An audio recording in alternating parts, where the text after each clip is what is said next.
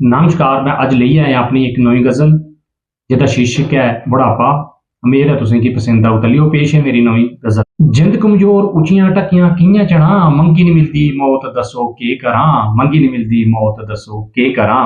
मन दुखी अखियां च अथरू बगदे न, मन दुखी अखियां च अथरू बगदे न, नहीं जरोंदी पीड़ मने दी कियां जरां, नहीं जरोंदी पीड़ मने दी कियां जरां। कलम कल्ला बेई पसारै पेई झूरां, कलम कल्ला बेई पसारै पेई झूरां, अपने जिगर दे टुकड़े कन्नै कियां लड़ां, अपने जिगर दे टुकड़े कन्नै कियां लड़ां। चेते दिलदारें दे फिर फिर औंदे न, चेते दिलदारें दे फिर फिर औंदे न, अखीं नेईं सोज चिट्ठियां कियां पढ़ां, अखीं नेईं सोज चिट्ठियां कियां पढ़ां। भारती दिन बुढ़ापे दे आई गेदे, भारती दिन बुढ़ापे दे आई गेदे, आस दिले दी त्रुट्टन लगी के करां, आस दिले दी त्रुट्टन लगी के करां।